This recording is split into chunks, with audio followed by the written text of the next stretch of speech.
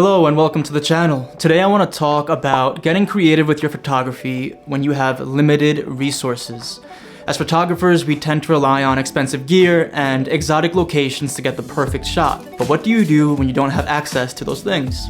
Well, the key is to get creative with what you do have, and that's what I'm going to try today. So as you can see, I'm here in my little office space where I kind of record all these YouTube videos.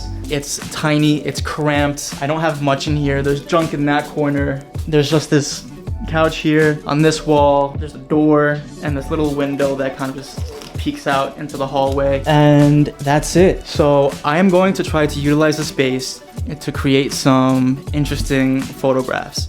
And all I'm gonna be using is my camera, Sony A7IV, 24mm G Master from Sony. I have my nan light tube that I will be using. This is probably gonna give me the most creative freedom. And then yeah, I've got this softbox light that I might use.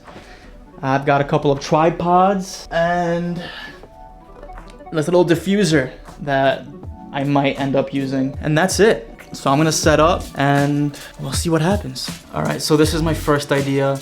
All I did so far was just turn off the lights, and this light that's hitting you right now is coming from outside of the window, shining onto my face. I'm gonna see if I can kind of position myself to create like a dramatic, I don't know. I have no idea what I'm doing, people, but we're gonna give it a shot. Here we go.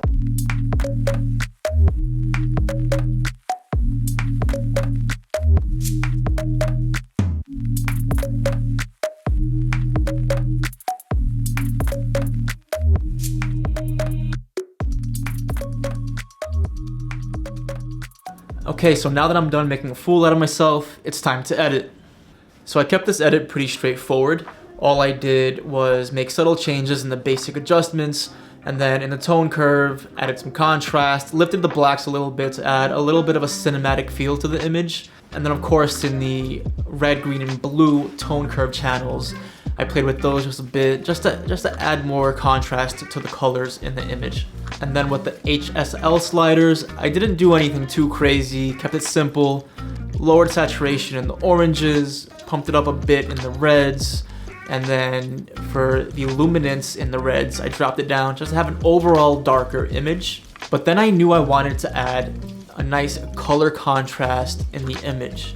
So this being a red image, I went ahead in the shadows and pumped it up to blue. And then I played with the balance and blending until I felt it was just right for the image. And then with the details, I sharpened the image a bunch and added a little bit of a vignette, nothing too crazy.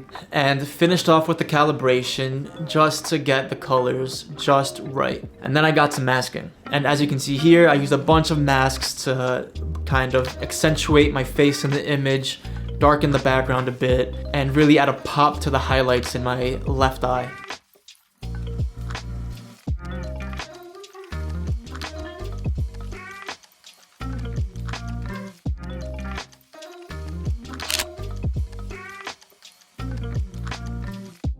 And that's really it for this one. It was pretty simple. I tried a lot of different things. I tried some posing on the couch. I did some things with the blinds in the window, but most of it was just dog shit, I'm gonna be honest with you. And that was the only image that came out somewhat usable. And so, yeah, I mean, a lot of the times it can be a numbers game. The more images you take, the more likely you are to have at least one image you can use. And that was the case today for me. So with that all being said and done, I hoped you enjoyed this, and I hope it inspires you to do something creative in your space. For me personally, I don't really want to be outside. It's like sub 20 degrees outside in New York right now. It's raining, it's windy, it's gross. I just want to be out there. So I'm in here and I did what I could. So had some fun experimenting with things, and yeah, that's what it's all about. So thank you for sticking around to the very end. I do appreciate it. If you are not subscribed, please do subscribe. This channel is brand new, and having you follow along on this journey will mean the world to me. And so with that, I will see you in the next one. Love you.